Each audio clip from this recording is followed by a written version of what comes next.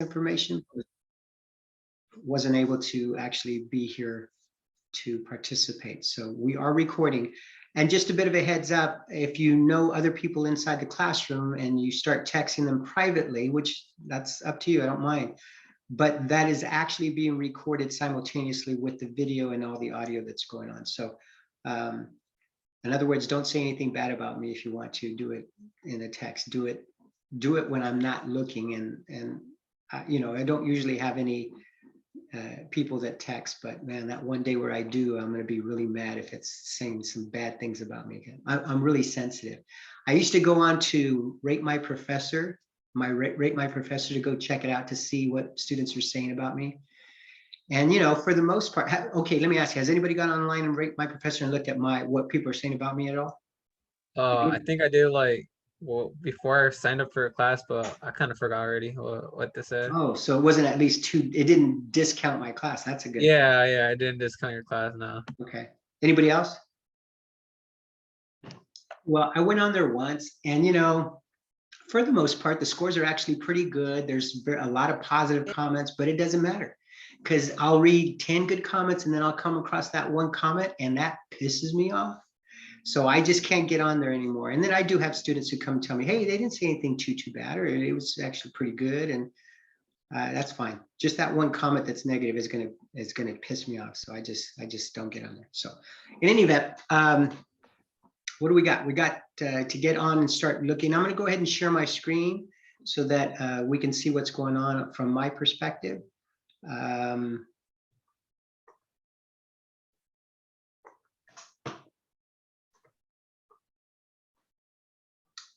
Okay, that was the syllabus.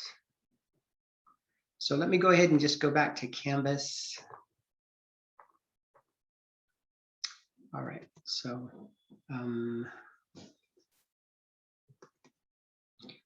all right, so when you go on to Canvas, you're going to, first of all, can you guys see my screen right now? Everybody can see my screen? Give me a thumbs up if you can see it. Okay, very good. All right, so you'll have the home page I've set up so that you could actually see the materials. So that's actually there. That helps with sometimes a little bit of confusion. People don't know exactly what the materials look like, so that's there. I don't know, this is my first time getting on here. In Canvas. I've never really taught on Canvas before. So I don't know, I'm going to get some hints. I mean, where do you think I should click from here? Is there any hints out there? I'm kind of confused. Anybody come up with something that could give me some guidance? Start here. Oh my goodness, how about start here? Would that work? That would work. So let me go ahead and click on that and see what happens. You have the syllabus, the calendars, some participation information, some information about me, which I pretty much kind of roll, but you can read a little bit more on that on your own time. And then there's some links here I put for Canvas support. So hopefully if you have some issues with Canvas, you might be able to get some issues resolved that way. The first thing and the most important thing is the syllabus. So let's go ahead and open that up. And I'm going to go, oh, I think I actually already opened it up and it's on, yeah, I have it right here. All right. So we do have, as a guest, we do have another instructor, professor here. Her name is Susan Mazzola. She's on, oh no, I'm going to rat you out. You can't come into my class and act like you're just another student. Susan Mazzola is an actual faculty with the College of the Sequoias. She teaches, she's an exceptional faculty. She teaches Comp 5, she teaches Computer 130, Excel. I mean, she's amazing. Okay, so if you have any requirements in those courses, she's the one to take. Okay, so just so that you know. But she's also here to investigate me, I think. It's been years since I've used an accounting software, and I work for a nonprofit. So QuickBooks is very important. Oh, well, thank you for sharing that, Susan. I appreciate that. So you're getting that from another faculty member. That's awesome. So anyway, looking on the syllabus, Susan was quick to alert me that it says Accounting 2 on the header here. Thank you, Susan. You should have told me before, but that's all right. We get it all fixed up. It does say 210. So at first I was thinking 2, how did I do that? And I must have loaded the wrong syllabus, but I could see it's in the header, so that's okay. So it is Accounting 210. here's some more information about me, my background, so you could read through that if you'd like at some point in time. Course information. This class begins on Monday, August 16th, 2021. It actually started 2 days ago. This is a course that is strictly online, so there's no required live or Zoom meetings. I'm going to be sharing with you guys my office hours probably in the next day or two. I actually put it together today. And what I figured out is that for my online classes, I'm going to be available on Zoom for you guys. Really, for the most part, this is the one course where I get most people to come in and ask me questions. So it's really going to be for you, although it's going to be available for all of my online classes. But I'm actually going to have Zoom office hours, and it will be, well, let me pull them up. I just did it today, so let's see. You can see my classes here. Let's see, fall 2021. And I just worked on it today, so it should be at the top here. Yeah, this is it. So just so I get it right.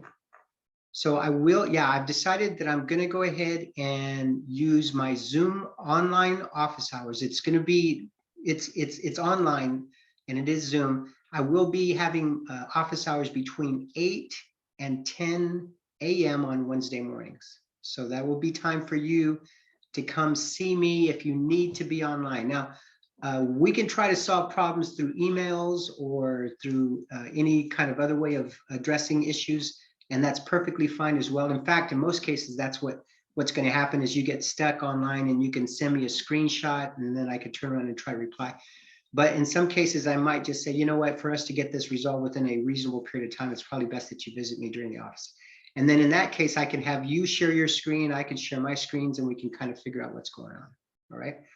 But those are my Zoom hours for this class. I will be in my office, in my work office, my CPA office. So while if nobody comes and visits me or talks to me, I'll be working anyway. But those are my Zoom office hours available for you guys for any kind of interaction that you need.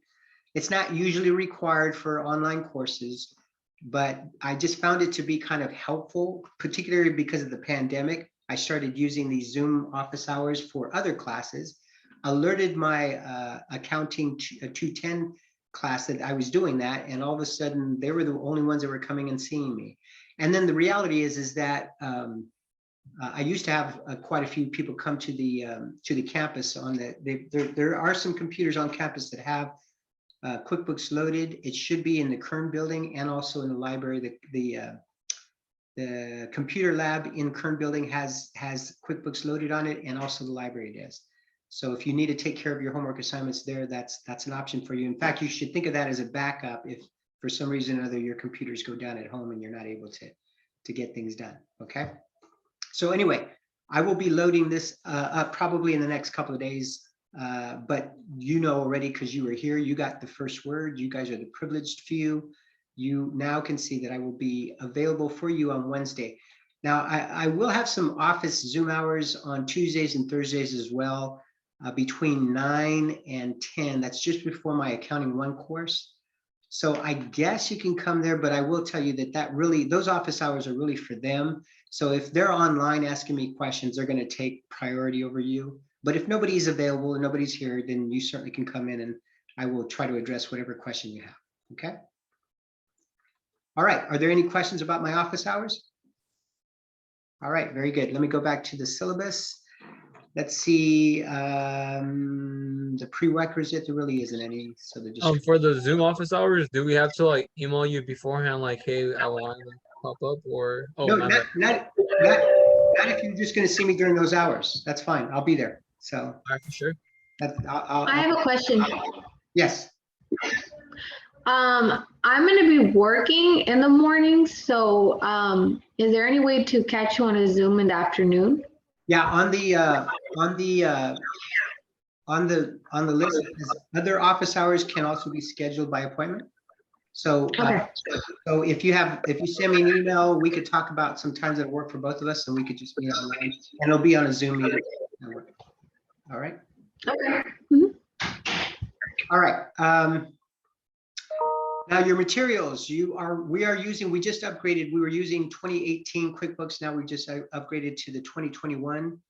and it is the comprehensive, which means really it's broken up into two parts, but because it's comprehensive, it's the full gamut. It's the whole system. So what we're doing is you're purchasing the materials. By purchasing the materials, you're also getting a printed textbook with an ebook or with an ebook and eLab trial software. So we'll talk a little bit more. Yeah, the ebook and eLab license and trial software are email delivery. The trial software includes a 140, I think that should really say 180 day, but it could be 140, but that's plenty of time either way to cover us during the year. So what you're going to be able to do is download the software and load it onto your specific machines. I will enlighten you.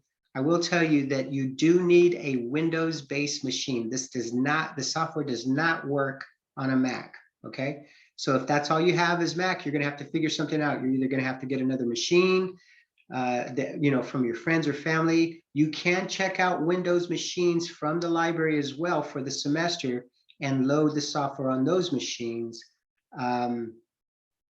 Or you're gonna have to use the computers at the school, all right? And that just means even though it's an online course, you'll have to complete your homework and do all of your assignments at the school, either at the library or now if you're doing it that way, then you're going to want to take a flash drive with you so that you could save all your files. Well, first download your files to your flash drive and then use those files for your assignments. Okay. I'm sorry? The ebook and eLab license instead of the printed textbook with the ebook? If you like just the ebook, you're good to go. You don't have to have a physical book. It's really Oh, okay, all right, for sure, yeah. that'll come with everything. Okay.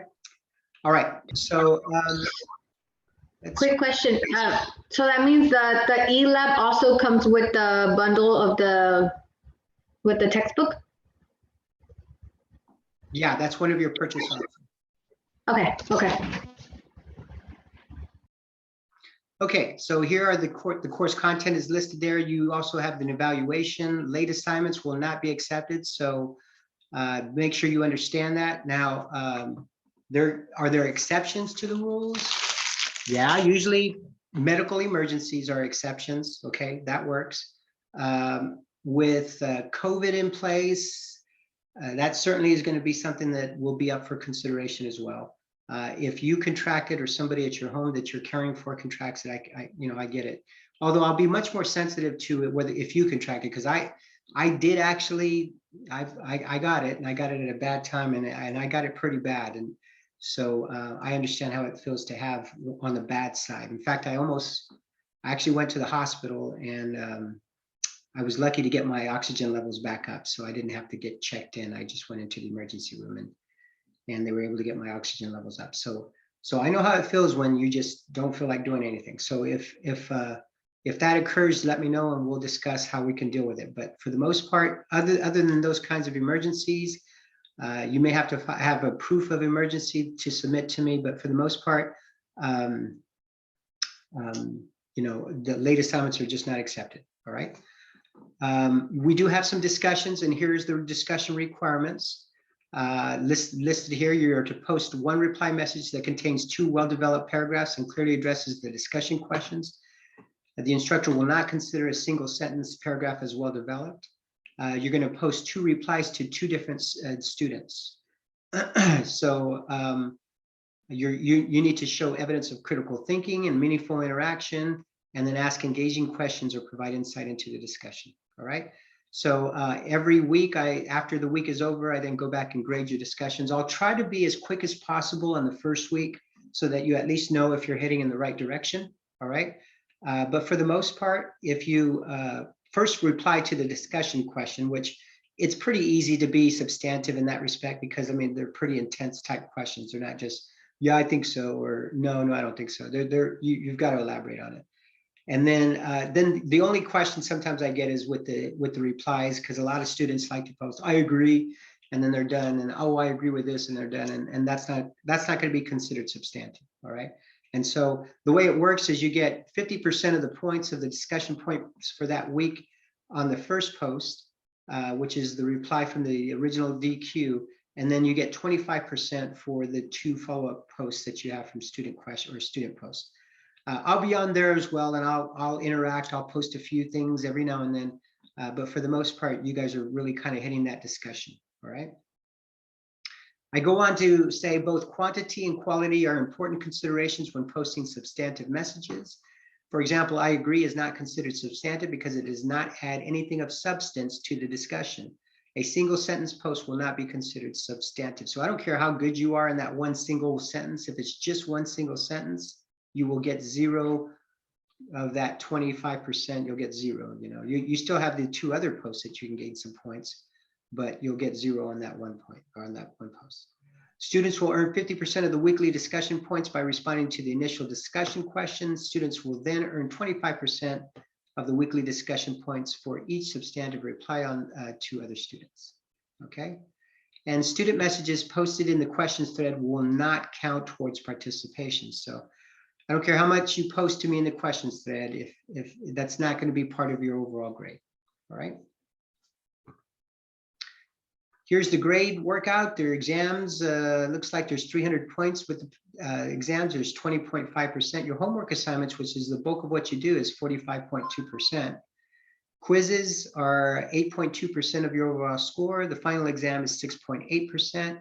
And the discussions is 19.2. So, you know, if you want a decent grade, like an A or even a B in this course, you cannot ignore the discussions. That's just part of an online course. I weight them heavily just to make sure that you recognize the whole online format is not supposed to be so that you can not enjoy the experience of having conversation about topics. The whole point of an online environment is to replace what happens in the classroom, right? We're trying to substitute it, and to ignore discussions and participation would be counterproductive for an online course. So we're going to make sure we have that weighted so that you're motivated to participate. And furthermore, it's probably the easiest points that you could possibly get in the course. The only thing is it takes a little bit of time.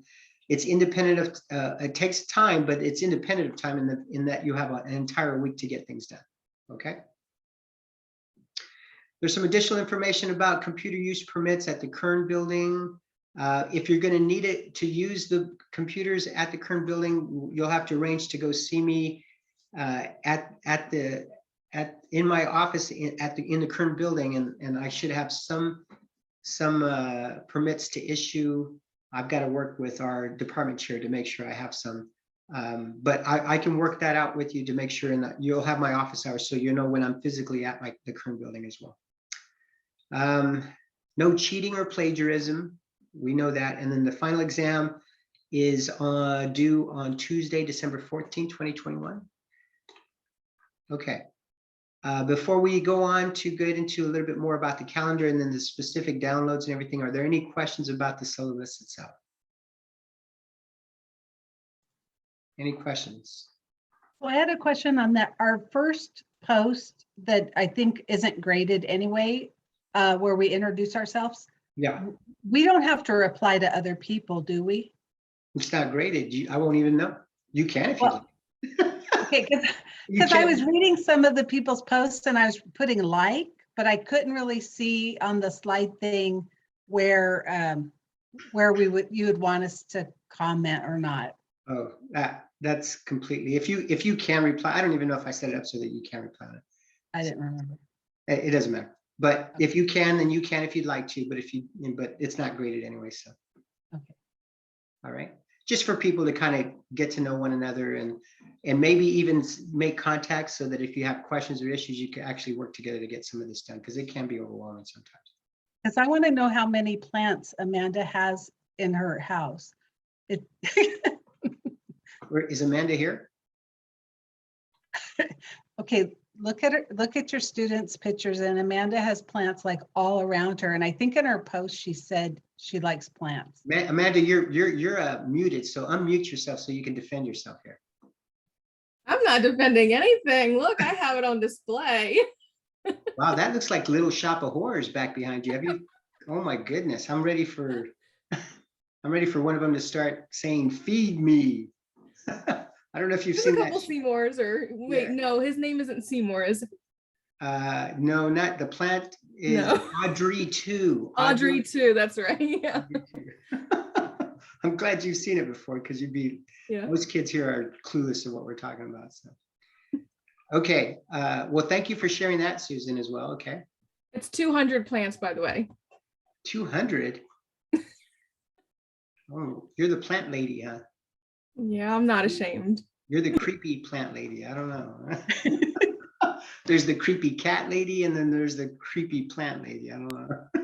I had a couple cats too, so take that Oh, as, do with that whatever you want to do with it. Okay. All right. Any other questions? I don't have a question about the syllabus, Yes. but I was wondering for like the first week, once we're done watching like how to use the eLab and stuff like that, do you want us to like start reading chapter 1 and start doing the assignments, or? Yeah, I want you to get started as soon as you can. As soon as you have all the materials, just get going. As Right. long as the assignments are available, and I think they're all available immediately. I don't remember if I put. Yeah, they're all available. Yeah. You can get started on it. It might be helpful because there are actually some weeks where there's quite a few assignments to be done. So it might be helpful to move a little bit ahead if you'd like to, but. Okay. All right. Any other questions before we jump to the calendar? All right. So let me go back to the home page and then click on Start Here. And then let's go to counting to 10, the calendar. I'm going to download it so that I can actually, I have it somewhere already here. Here it is. Okay. So I can blow this up a little bit. It's too much. Okay.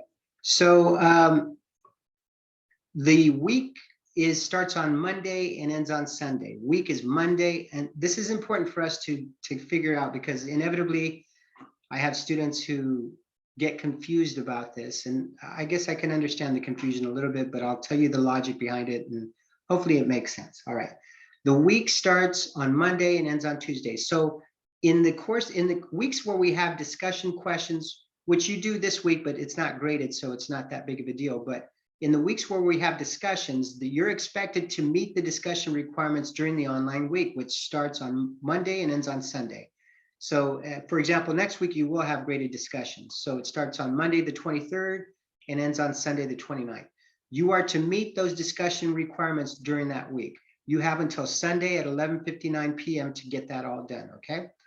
Now, the homework assignments, however, they are actually due, even though technically I could tell you that they should be submitted by Sunday at 11:59 p.m. I have every reason to do that because the online week ends on Sunday evening.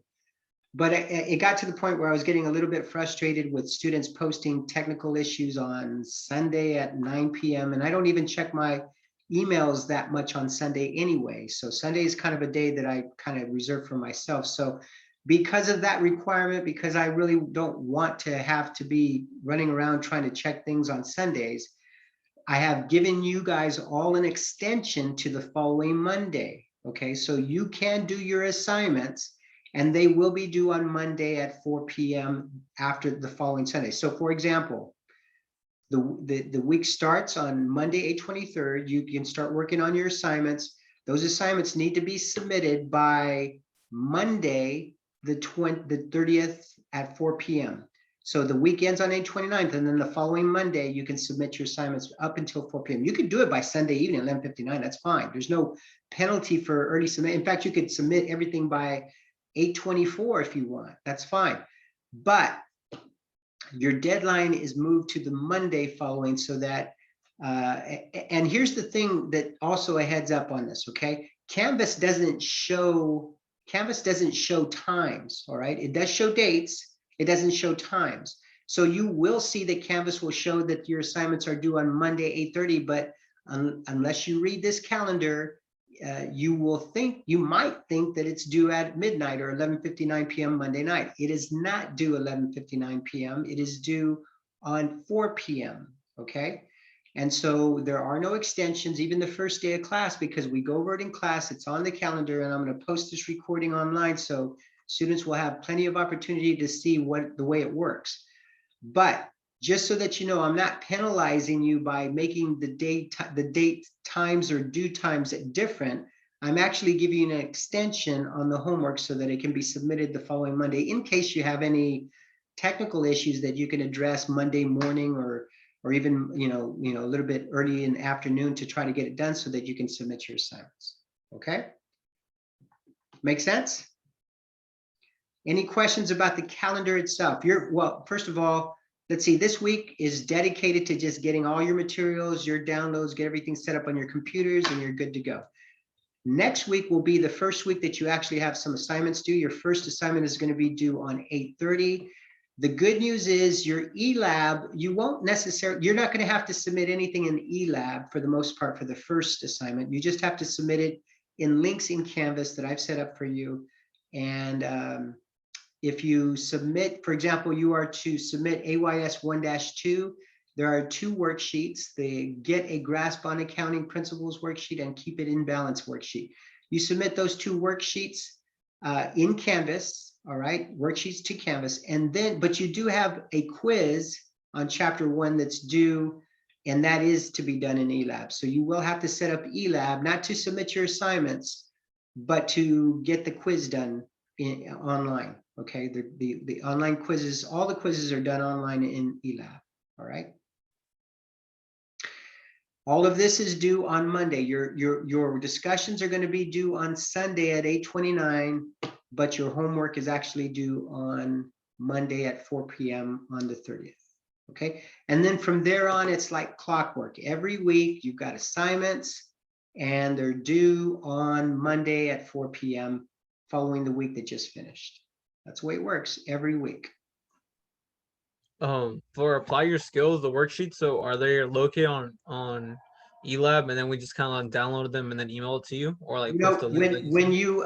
you download the course files, that all the QuickBooks files, in that group of files, you will see the worksheets that will be in that group of files. So even though you think you're just downloading QuickBook files, within those, there's also the worksheets that you need for the assignments. Okay. And I'll show them to you when we do it. We'll actually take a look right now. Okay. All right. Any questions about the calendar?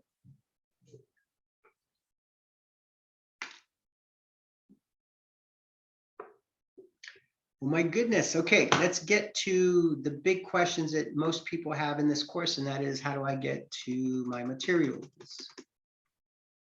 All right, let me go back.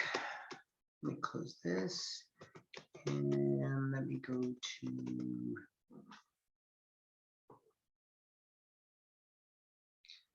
okay, now every time I have any issues or announcements that I need to make, they will be posted on as announcements. You can already know that because, well, you're here because you know I'm posting announcements, a welcome message. I already posted the optional Zoom meeting that we have, and then I had to change that time because I ended up taking on a class on Wednesday evenings, and so I just got done with that today, and now we're taking care of this. And then I posted another reminder about the meeting. So here your announcements are there. I do use modules, and in the modules, it's really, first we have with the start here, which is essentially the syllabus and calendar. We've already addressed that. I did post here participation online just so that you're clear on what the participation requirements are. There's more instructor information in my bio. It's there.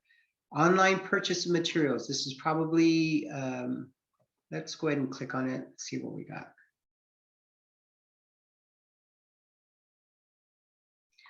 Okay, so here is your materials that you will need. This is the QuickBooks Desktop 2021 Comprehensive, all right?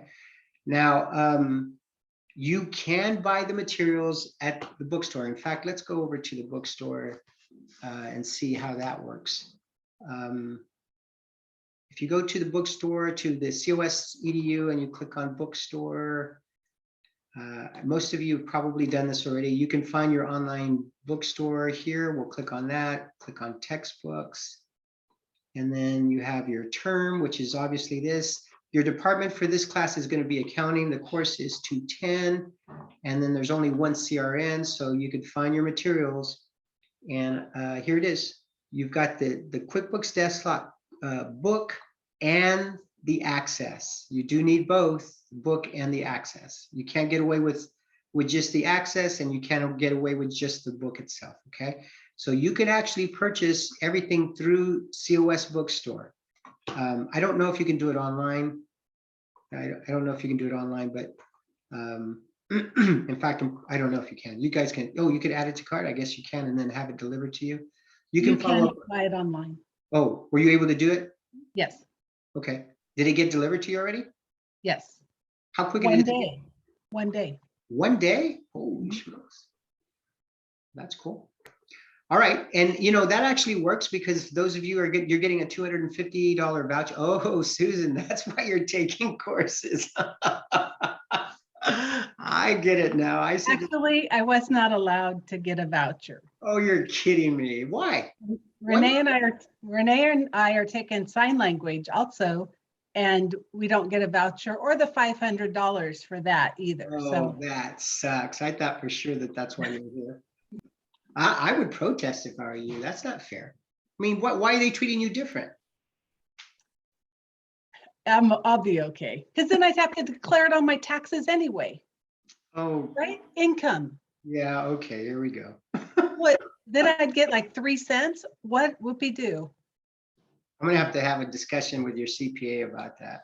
That's right. Okay, Miss, my CPA is not Andy, by the way. My CPA is our other partner in crime. yeah, he's another faculty that happens to be CPA as well. Okay, so so that's the easy way. Now, if you want to avoid, I would think that you'd want to do it to the bookstore because you get that $250 voucher.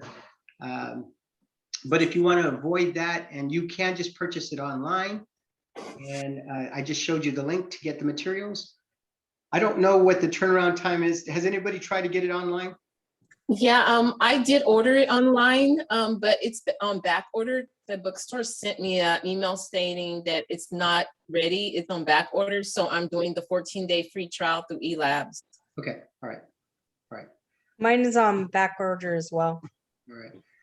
Well, and were you going into the COS bookstore, or were you doing the purchase online here? Through the COS bookstore online. Yeah, using the voucher. Oh, you know what? They probably didn't anticipate that there was going to be a bunch of people buying it. I bought it through online, like the actual website, and but I didn't order the physical book. I just got the eLab. Oh, the eLab, and that comes with the how much did that cost you with the e-text? It just cost 78, and then I think if you buy the extra physical copy with it too, it costs like 131. Okay. Yeah. So then with the eLab, you automatically get an ebook. Yeah, you get like an email right away, and then you just sign up and everything. Yeah, Or and you're yeah, good to go. All right, and you know, if it were me, I think I would just do that because I don't need a physical book. But for those of you who do need a physical book, then what that's a good point, Faustina, because once you sign up for the eLab, you're going to get electronic books, so you can get started on the assignments, and not, you know, the physical book won't be required because you'll be able to read through the ebooks and get everything done. So thanks for mentioning that. See, I was already thinking I was going to have some kind of a consideration, but watch out, Faustina. Somebody's going to beat you up now for you mentioning. Well, I wonder if it's too late to change it, like since it's on back, if I can just change it. I bet you. Because it hasn't been charged to the voucher yet. I still have a balance. For yeah, the you can book. probably cancel it or something like that, but it just Yeah. wouldn't be through COS. So like, I'm not sure if the voucher would apply. Yeah. Yeah, I would check with the bookstore. Just call them and tell them, hey, I'm going to go ahead and just buy it online because I can get it quicker. Just tell them that you can get it quicker. Okay. And that'll work, especially if you have other classes. You can use your other classes to buy your other voucher, your other materials. So. Actually, I was registered for Miss Mazzola's class for spreadsheets 238, but then the book was so much, I was like, I could only do one class this time. So I canceled hers and then I stuck with yours. So Oh, but she'll let you back in now if you end up getting back in. okay. She just heard all about your situation. She'll let you back in. Okay. Susan's gonna say like I should have never took this. Okay, my class isn't any more expensive than 142. I think mine's 148, but it is still, yeah, it's money. I mean, I didn't have enough for both. So I was like, oh, let me see. So yeah, that's why. Okay. There is a Canvas support thread. I'll click on that and you can see you probably there's student guides. There's also here, if you have your device, this is what I don't know. You guys actually like using your phones to get on here and do your homework. I don't get that, but I guess it's because I've been hooked on computers so I guess computers are old school nowadays. Did you know that, Susan, that computers are old school? I don't know. Anyway, so, and then here's My your eyesight, I can't even read your syllabus, your calendar, because my eyesight's so horrible. So well, there's some, we have insurance now for vision, so you probably should go check to see if you can get some better glasses on there. Okay, here's your question thread. If you have any questions, I am subscribed to it, so if you post any questions here, then I should get an email and should be able to reply to your questions within a short period of time.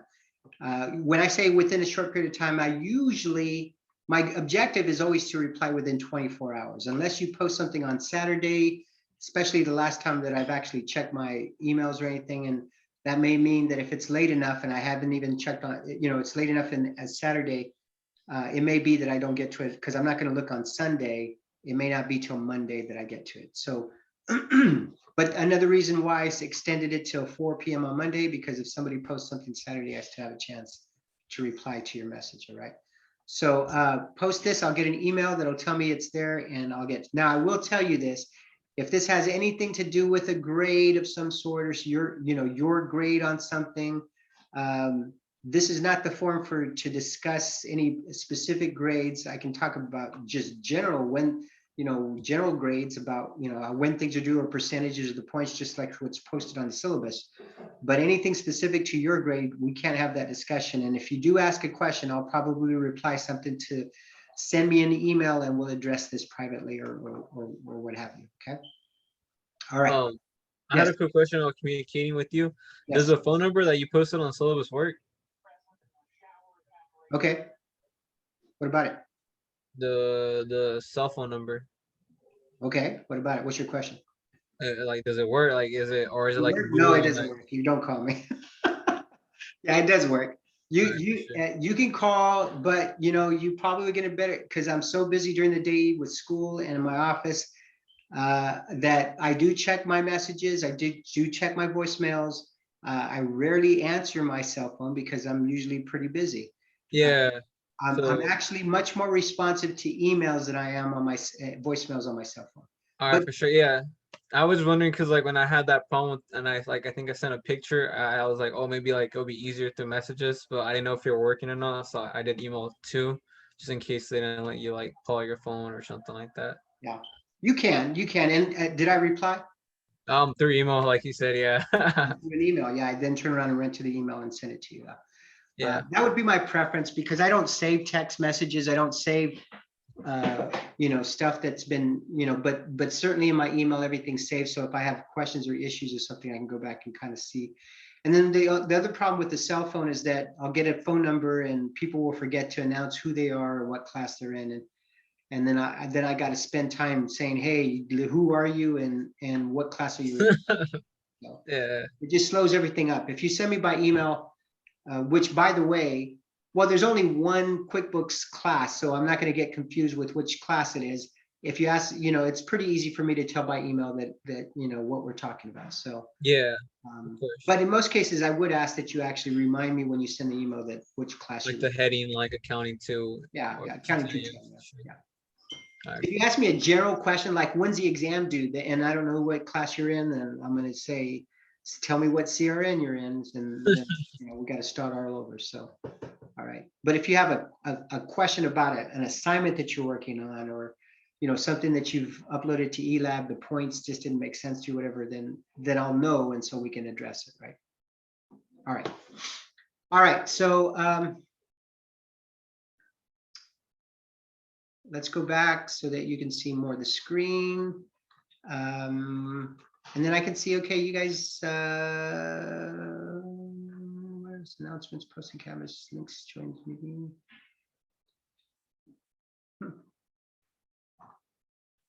Oh, I guess Janie had posted something and I replied, but then she deleted her post. And all that's left is what I posted. All right, anyway, there was already some discussions going on there, but Let's go back to the modules. We go back to the modules. We've dealt with the online purchase where you go to buy the materials. General office Zoom meeting, like I mentioned to you, I'll be posting my office hours. And then when you need, if you know where my office hours, you don't, and actually I'll be posting announcements as well when I'm available online. So it should be pretty obvious. But even either here or through the announcements, you'll see the link, and it's the same link all the time. So you just click on it and I'll be there. If you, what's kind of interesting is I give these announcements out and then I get like, because I get messages when people are online and they're getting on like all day long. And it's like, look, okay, really? I told you guys I was going to be at 8 o'clock tonight, right? But there's students that are getting on online all day long. I'm like, oh, that's interesting. It's very interesting. But read the announcements and it'll tell you when I'm online. Or I may just be, I'm online right now. And so at that point in time, you can get right on because I should be there waiting for you, okay? All right.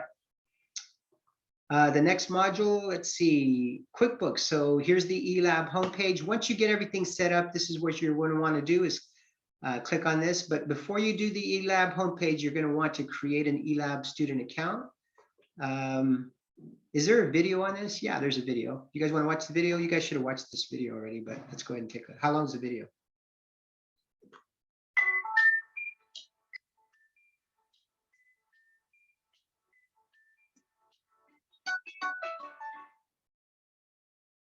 To get started creating a student account, go to the eLab homepage and click on Learner under Register as New User. Begin filling out the form with your information. When you get to the zip code field, type in your zip code, then click anywhere out of the box. It will then automatically fill in your country, city, and state. Click the Create Account button at the bottom of the page to finish the registration process. Congratulations, your eLab student account is now created. To verify this, you will see your name at the top of the page. Okay, so that's pretty easy to create the account. So we got that.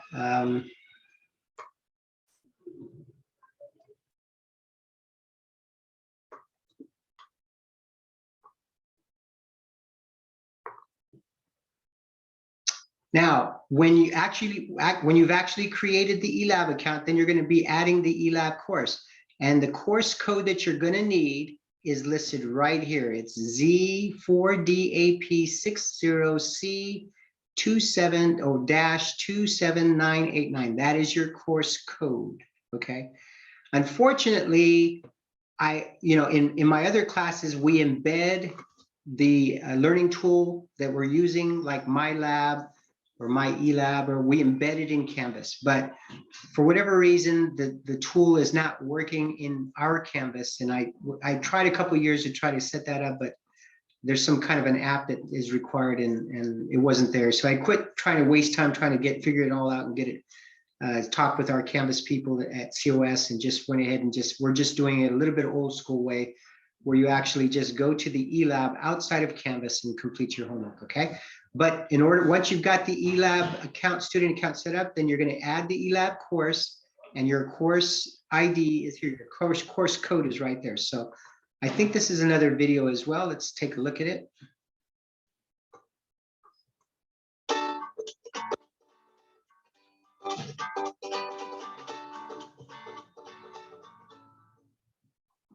Now that your account is created and you're logged in, you'll see a Getting Started is Easy message, which will give you more information about eLab. If you no longer want this message to appear every time you log in, check the Do Not Show Again checkbox and click OK.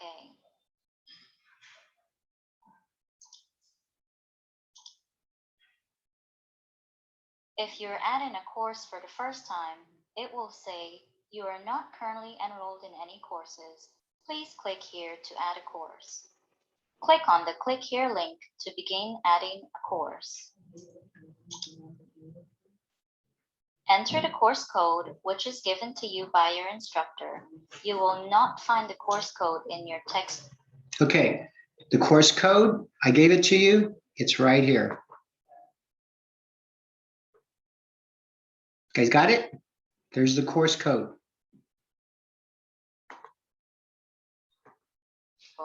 nor will it be in your class schedule. It can only be given to you by your instructor. After entering the course code, click on Submit.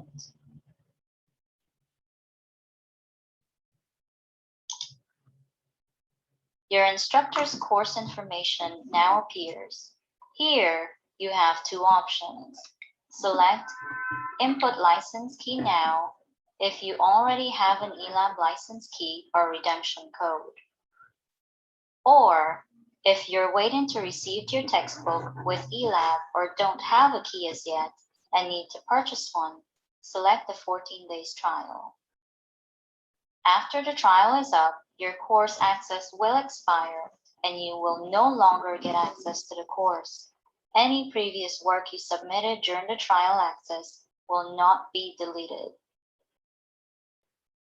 I don't have a key or redemption code, so I will select the 14-day full access and click Submit to finish the process. My course is now added to my Courses/Evaluations page. Every time I log in, the course will be listed here for me to access. If you obtain a license key or redemption code before the trial expires, you can input it at any time. Click the Enter a License Key link and type in the license key or redemption code and submit it. You will then get full access to the course. If you selected the 14-day trial access, once this access expires, you will see a message in red which says, "Your 14-day trial access has expired. Click here to enter a license key." If you don't have a license key, purchase one here. In my case, I have a license key, so I will click here and input it. I click Submit, and as you can see, that expired message is no longer there. And now I have full access to the course. If you still do not have a key, then you can click on the link to purchase one. I can now continue from where I left off. Any assignments and tests I previously submitted were not deleted after the trial expired. Okay, so that's eLab and how that's going to work.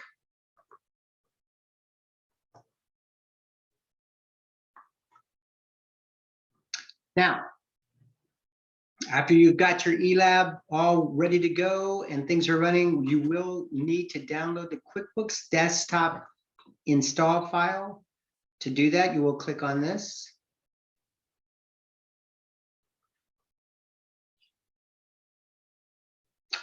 And you're going to want to make sure that it says desktop, because that's exactly what you're doing. If you enrolled in a QuickBooks Online course, go here. You're not, when they say QuickBooks, we're not using QuickBooks Online, we're using QuickBooks Desktop, okay? So a lot of students get a little bit confused thinking, oh yeah, this is an online course, so this is where I need to go. No, this is the QuickBooks Online version. We're using the QuickBooks Desktop version, okay? And so these are quick links to get you to where you need to be, but if I were you, I would just kind of start from the top and run down, navigate to this, this link here. Use this link, they'll go to Intuit Education main page. This is the link that you're going to need to register for the software. All right, so we'll click on it. Now I can only go so far with this because I'm not going to register, but you will fill out all the information, including your email, your birth date, your school name, what this is all about, and then the desktop version, QuickBooks Desktop version. Make sure that you select 2021. And then what this process does is it verifies that you are in fact a student. Now, I don't know how this works. Somehow Intuit has access to some kind of a database that sits somewhere in the world that can confirm that you as a user are in fact enrolled at COS, I guess, or enrolled as a student somewhere, all right? So whatever it may be, I don't know how that works, but Intuit can confirm it. Now, there are circumstances where it just doesn't quite figure it out. And when that happens, there is a way around that. Let's see if we got it right here. So fill in the form, verify and continue, follow the steps. You'll either be instantly verified or asked to provide additional information. I think if they, well, I know this is the way it works. If you're asked for additional information, they may ask you to provide a school schedule So you may have to download your schedule from COS, convert it to a PDF or a JPEG, and then submit it to the website so that they can verify it. But once they have that, you'll get the verification, you'll get enrolled. And then at that point in time, you will be able to, once you get verified, then they're going to send a product, a license number and a product code so that you can enter that when you downloaded the software, okay? Download and installed the software. So once you've got your access codes, your keys and everything, then you can go to the next, and that's installing the software. And here you would please click here to download the EXE. So at this point in time, you would download the actual software.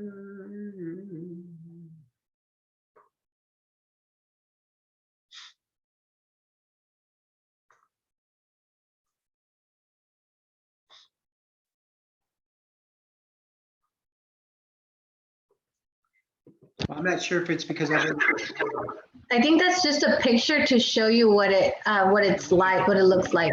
Okay, so you're probably right here. So at some point in time, you're going to get the option to actually download the software. Let's go. Let's just follow through. The software will download. And you get so click download. If you don't see the download, skip to the next. How to install QuickBooks Video. Let's keep going. Click next. Here is your, when you get that email, in that email that with the verification, you're going to get a license number and a product. And then you will go through the process of downloading the software. Where do you actually download the software? You keep on going to like basically, I think if I remember correctly, if you go to like once you're done registering, you just keep on following the steps. Okay, when you finish registering, they're going to provide you a link in your email. That's what's going to happen. Yeah. Yes, that's right. That's right. Okay, I'm sorry about that. I don't see it from the student side. So, but yeah, you're going to get the email. Will give you the product code, the license key, and then a link to download the software. Right? Does that make sense? Yep. Okay. Everybody's shaking their heads yes. So that's good. And so this is what you're going to get. And then you follow these instructions to make sure that you enter. Okay, when you go through the install process, one of the first things it's going to ask you after you've installed it is the license number and the product code. And then once you've entered that, you should be pretty good to go. There will be an activation trial process. Just click on activate and you should be good to go on that. You can delay the activation, but there's really no reason to do so. It'll just keep bothering you about activation. There's really no need. They may ask for information about who you are, where you work, stuff like that. Tell us about, here it is, it's listed here. So who you are, your address, your phone number, where you work. If I were you, I would just put College of the Sequoias as a place I work, and just don't worry too much about it. It's just information that they're gathering to send emails to you and bother you to buy other products. All right. So once you've got all this information in, just get activated, click next, and you'll be activated. Okay. You can ignore this Toggle Pro QuickBooks 2019. We're using QuickBooks 2021, so that's going to be not an issue for you. And then there's some common questions too that you can read through, and then more information about the trial software. Okay. But in essence, what you're going to be doing is installing that software. Now, when you download the software, it's going to be an executable file. And if it were me, I would just download it to the desktop. And that way you have it listed on your desktop. And then once you've got the downloads complete, you know exactly where it's at. You just go to your desktop. And when I say desktop, for those of you who are not familiar with computers, your desktop is essentially this is your desktop. Well, you can see how I put all my stuff on my desktop, right? So I would just download it, be another thing to, in fact, that's probably it right there. Oh, no, that's 2019. QuickBooks Premier 2019. Oh, there it is. QuickBooks Premier 2021. I don't think that's the downloadable file. Let's see if that one's it. No, that's 2017. So anyway, when I downloaded it, I just put it here. Now, and then once you go through the install, depending on how sophisticated you are and understanding how software works, you can try to do a custom installation, or you just go with the standard and it's just one install, that would be perfectly fine. And you don't have to worry about overwriting previous versions or anything. I have to be real careful because you could see here on my desktop that I have more than one version here because I have versions here for my office and I sometimes use my laptop to actually do some work. So I have to be careful on the install, but you don't really have to be so careful. Just use the standard or the express or whatever quick install and you should be good. All right. So that takes care of your installation. Once you've got your product code in there, your license key in there, your license and product numbers in there, you should be good to go and ready to go. And after you've activated the software, you should be good to go for at least 140 days, maybe even 180 days, but I think it's 140. I don't know. It's one of the two. It'll be plenty of time for you to get your work done for this semester. Are there any questions about installing QuickBooks? Do you know if we can install it on more than one computer?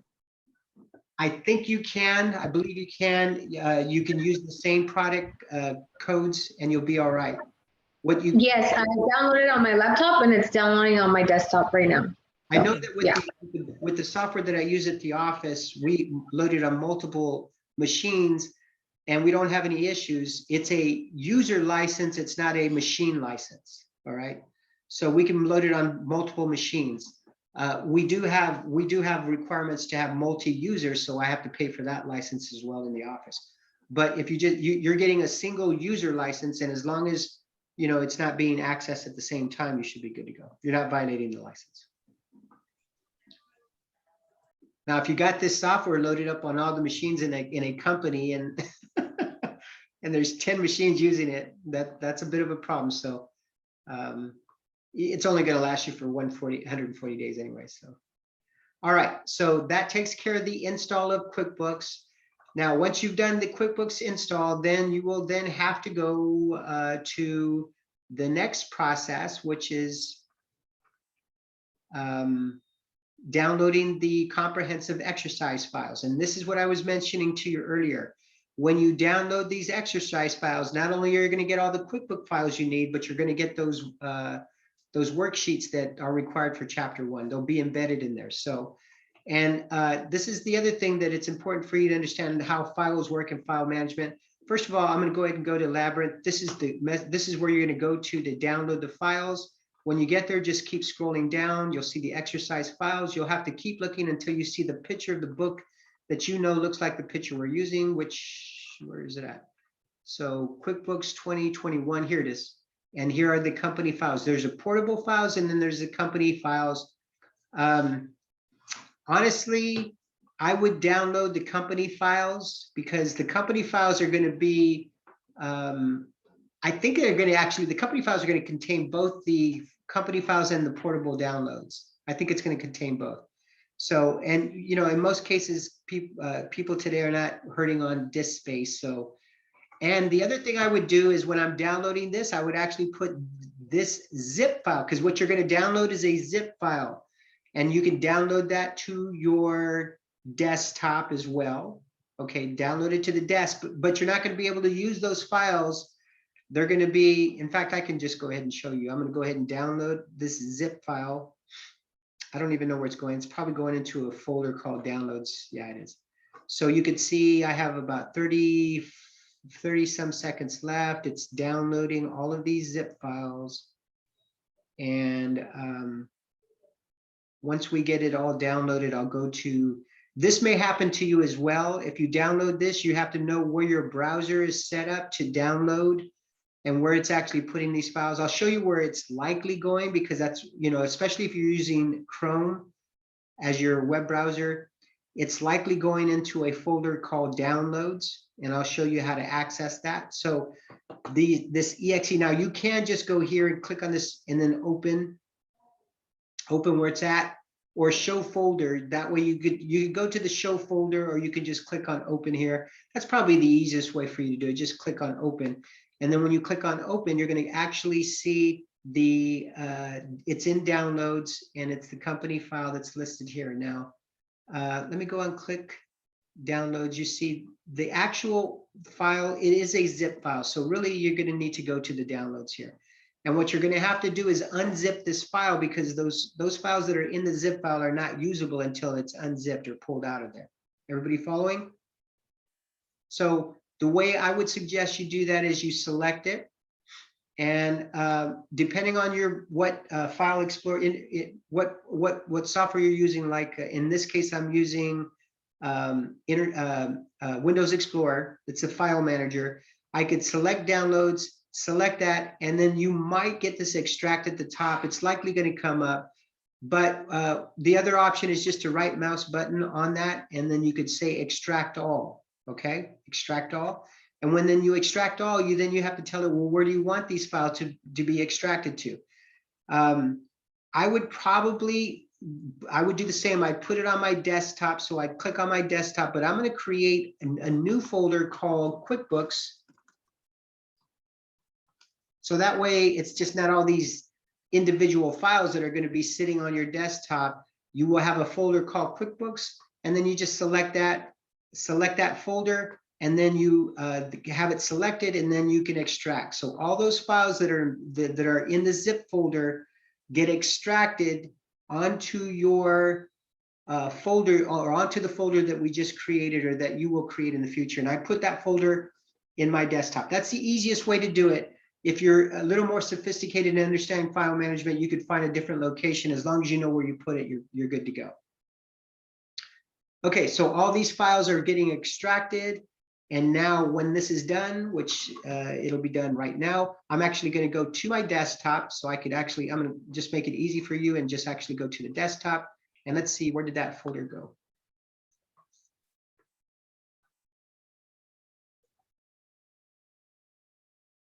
I just put it, it's got to be here somewhere, right?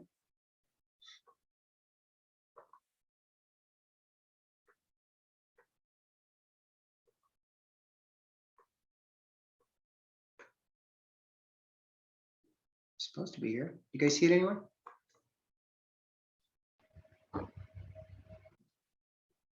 Where did it go?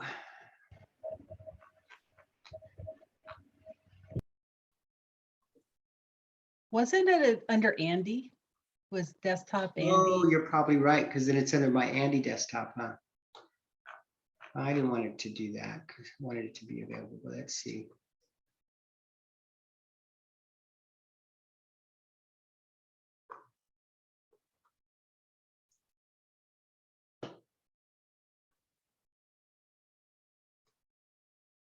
Yeah, I don't know where I put it. So let me go back and see where the downloads are.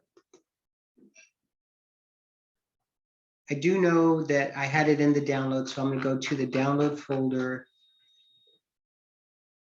And it's still there. The zip file is still there. I can try to re-extract it again. Let's see if I can. Is it okay if we use a different like an outside software to extract it? I wouldn't, because I mean, in the end, it doesn't really matter as long as it works. But if you call me and ask me for questions, I won't be able to help you. Okay, all right, for sure. As long as it extracts it right. Yeah, as long as it does it and works and you can find your files. Okay, so let's see. It says desktop. Let me go here. Desktop. There's a folder that right there that I just created under desktop. Let's see why that's not visible to me. All right, well, for some reason I can't see it, but let me try to be a little bit more sophisticated. If I know my file management, I'm going to actually go to a location that I have on my computer that will allow me to, so I might go to my documents, or better yet, I'm going to actually go to my OneDrive where I have COS stuff. So I'll go to College of the Sequoias, and I have a folder called Fall 2021. And then I'm going to go ahead and create a new folder here called QuickBooks. And then in here, I've selected this folder, so this should work. So I'm going to go ahead, I've selected the folder, and now it's going to go ahead and put it in my OneDrive under College of the Sequoias Fall 2021 QuickBooks and extract. So now in this case, it's going to turn around and send all those files, and this one I should be able to find pretty easy.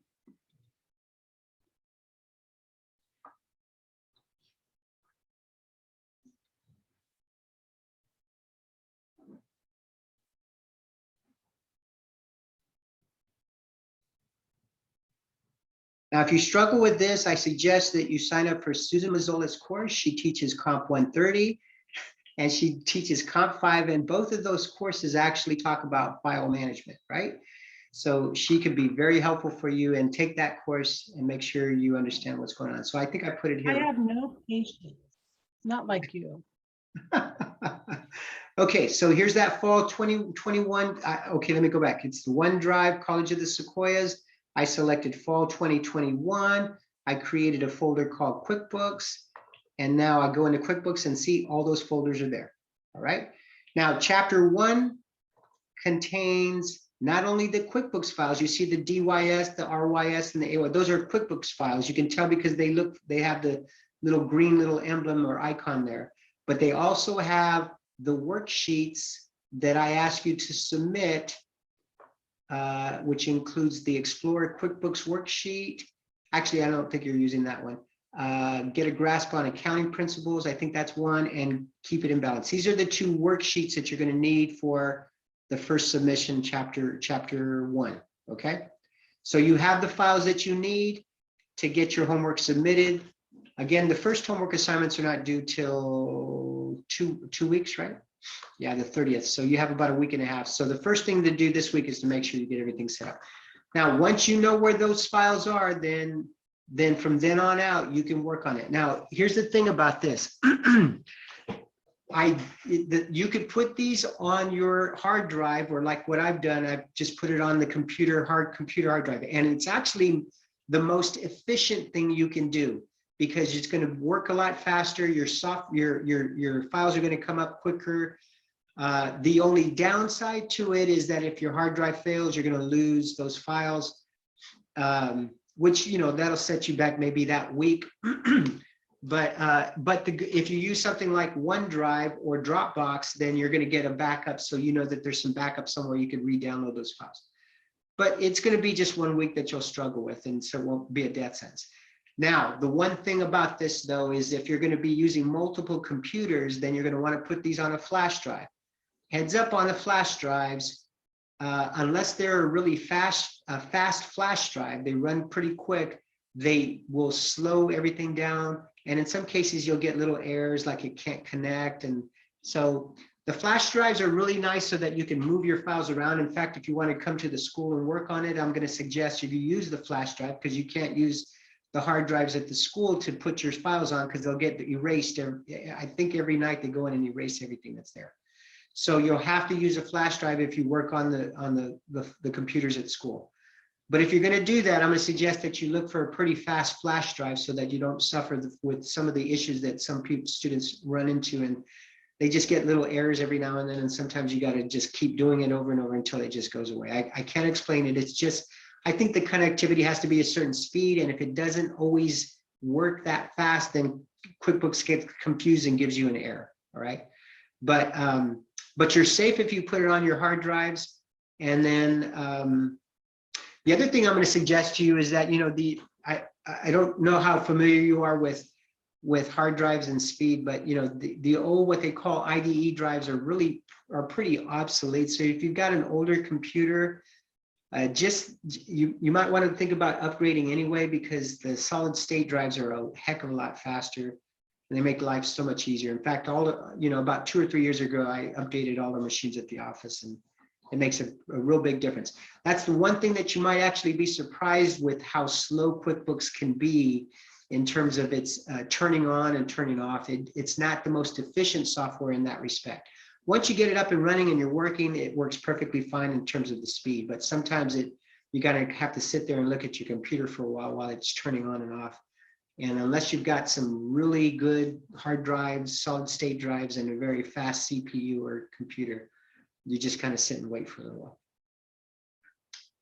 All right, so then from then on, now that you have the files that you need, every time your textbook asks you to go access a particular file, and depending on what chapter, if you're in chapter 2 and it goes in and say, hey, go get this file, then you go and you should have the files. Like chapter 3 is the first where you're going to actually start accessing a file that's a QuickBooks file. And then you know, you got to see whether you're working on DYS or AYS or EYS or RYS. That's going to make your life easier if you go through that process and know exactly what you're looking for. All right. And then at that point in time, you're good to go. I mean, you should be able to work on your software. Now, the trick is going to be now, and you won't have to worry about this till maybe week 3, that you're going to actually start working on the software. And the way it works is everything is auto-graded. And the way it's auto-graded is you're going to export or print out, you're actually going to export reports to an Excel file. And so then you're going to upload that Excel file up to Canvas, or I'm sorry, up to eLab for grading. And eLab is going to grade it. Now, it's going to be very picky about, because it's looking for certain things to be in certain columns. And so you got to be very precise in what you do. That the naming convention, the date conventions have to be perfect every time. Otherwise, you're going to get errors. In some cases, you won't be able to understand why it's an error. And that's going to be the time when you send me an email and say, hey, I don't understand why it's knocking my grade. It's not clear. You actually will get some feedback in eLab that'll tell you what's wrong, but sometimes it's not as clear as you need it to be. Send it to me. I will take a look. I will take a look at the solutions. I'll figure out exactly what's going wrong and then alert you to what you need to do to get it. You have not unlimited. You have like 20 submissions on your assignments, all right? So if you don't get it right the first time, you're still going to get 19 more times to submit it to get it right. But it's a bit of a pain, especially the first 2 or 3 times that you're doing this will be a bit of a pain for you. It'll feel like you're spending a lot of time. By the time you get to chapter 4 and 5, you're going to start to see that you'll get the hang of it. You'll submit it. It's going to be a lot more seamless than you would have expected. And then the good news is you get immediate feedback. The alternative, the way it used to be done, is you would print all of this paperwork on a piece of paper. You would submit it to the instructor. The instructor would take it, grade it physically, tell you in writing what you did wrong. And then, that's 2 weeks after the fact, and you can't go back and redo anything. So as cumbersome as it might seem at the beginning of the course, because we're trying to get used to the use of the technology, once you get it, it's pretty seamless. I mean, it works really well. You just have to have a little bit of patience with it. Okay, so the exams are going to be in eLab. So you'll take when you go into eLab, you'll actually see that there are both assignments. Let me see if I think your actual, oh no, that's a video. I think your view is going to be similar to mine, but let's go back and see. If I go to modules and I go to eLab homepage. And once you've got everything set up in eLab, you know that all you have to do is just click on that. And if you have your username and password saved, you get into it every time. Then you'll see you're going to only have like whatever course key I've given you, which will be this. You'll see assignments and you'll see a test. Your assignments will be here. You'll click on your assignments and you'll see all the assignments that are required to be submitted. Now this will look a little different because mine is the setup. So it'll look a little different, but you'll see. And then I think you're going to also have a link here that says tests on it. And then you'll see all your quizzes that are available to you and they're all ready to be done. Yeah, they're all available on the front end. So you just have due dates that they have to be done by.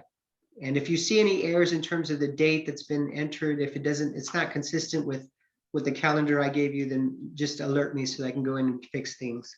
All right. You do only have one shot on the quizzes, but I can tell you that from experience, students generally do well on the quizzes. There's no time limit. You're going to have a textbook available to look things up. So you should do relatively well on the quizzes. The objective here isn't to try to knock you for not understanding something. The objective is for you to for you to commit yourself to figure out what's going on so that you could actually learn how to use QuickBooks. Okay, that's what we want you to do, is learn how to use QuickBooks. Okay, let me go back to modules.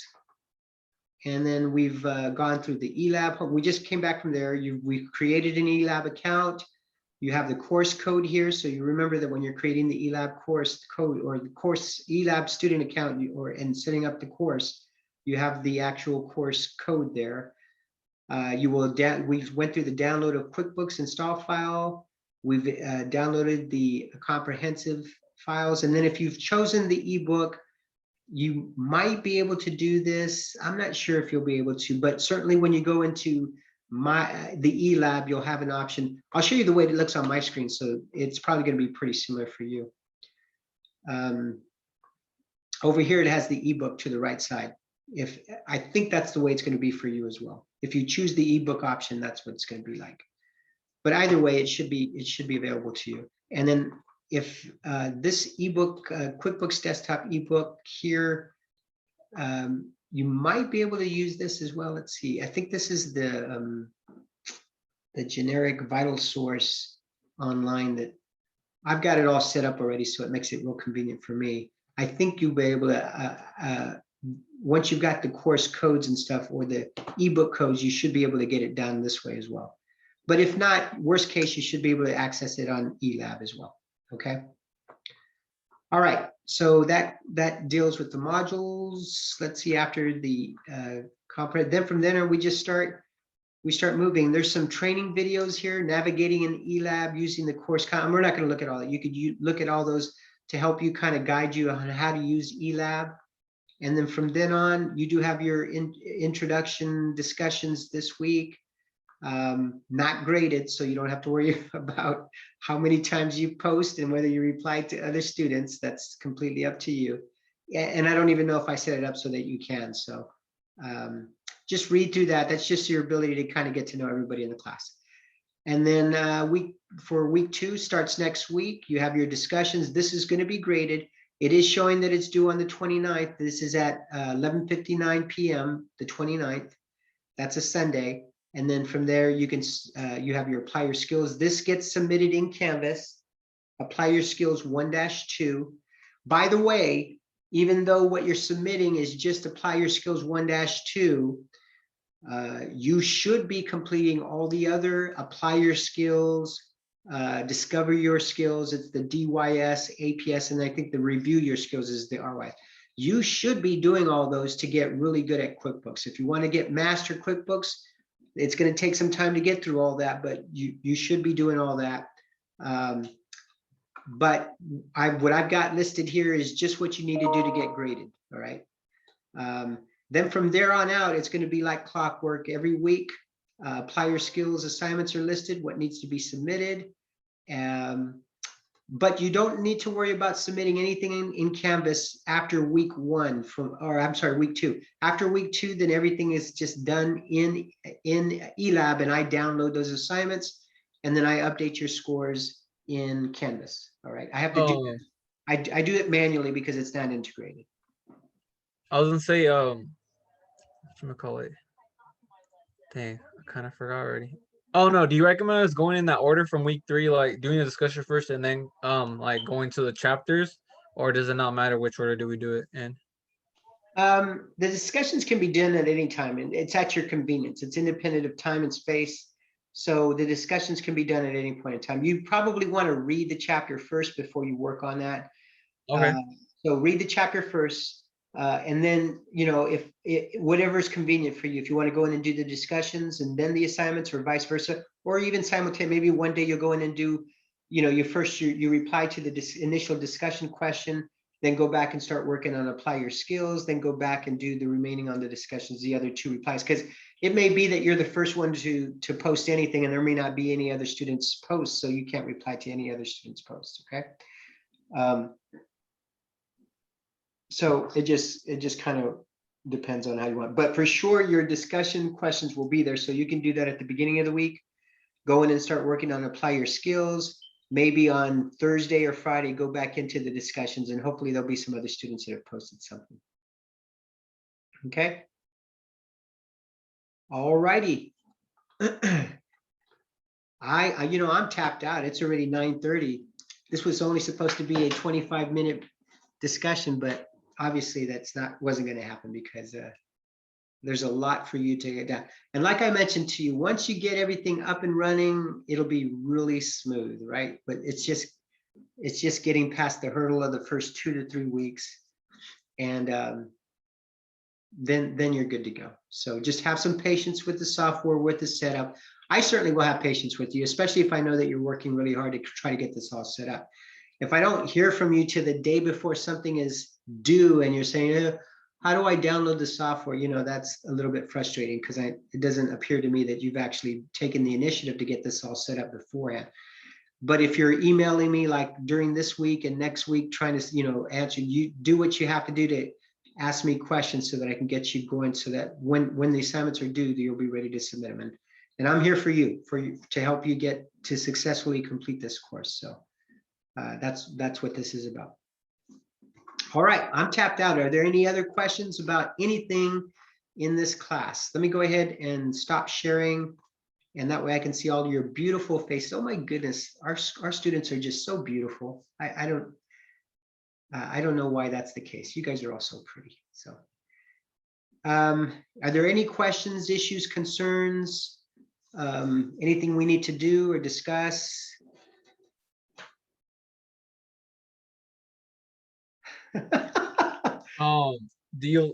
Yes. How do you feel about the slides that eLab provides? Do you think they're helpful, or you don't really use them? You just recommend those? I don't use them. They're a waste of time. Hmm.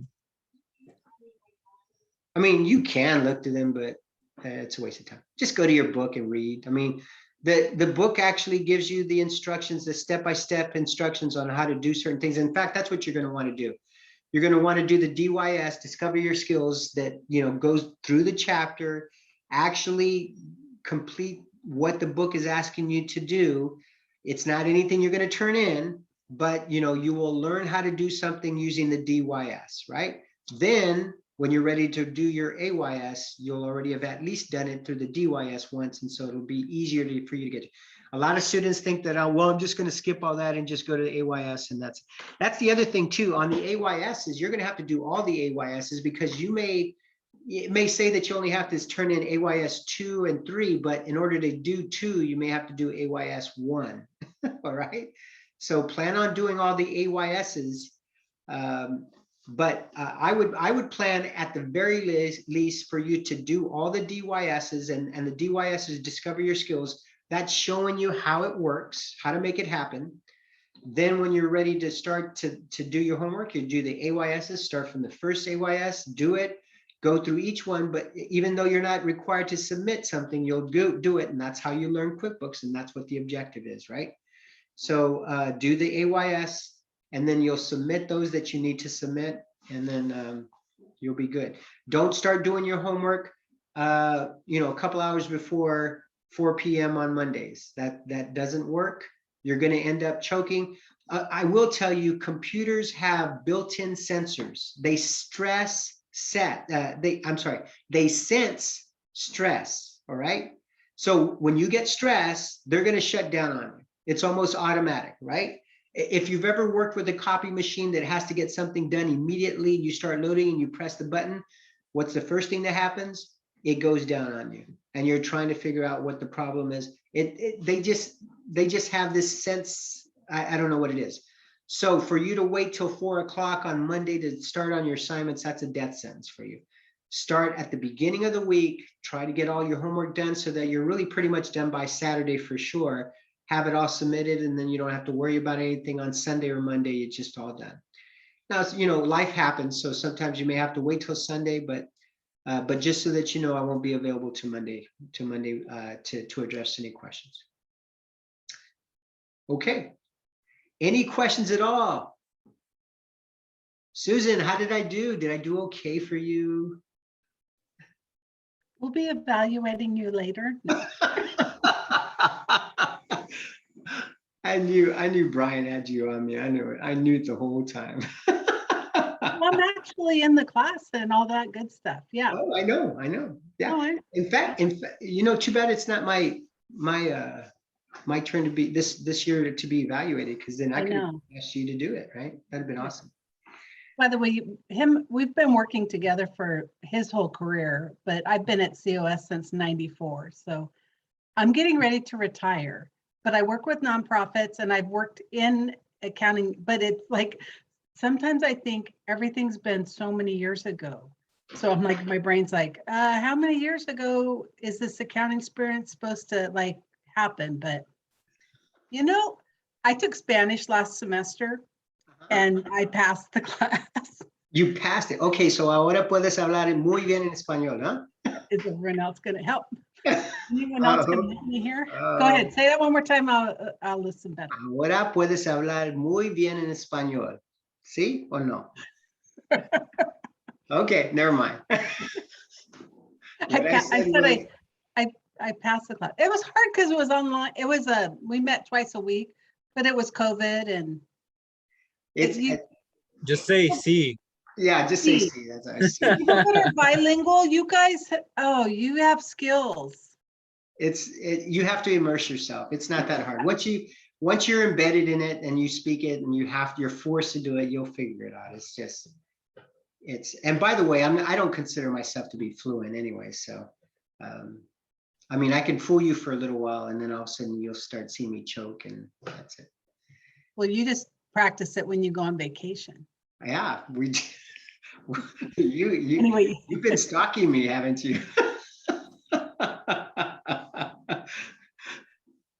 Hey, Susan, if you take 3 of my courses, you'll get a certificate, a stalker certificate. I actually issue stalker certificates to those who take at least 3 courses of mine.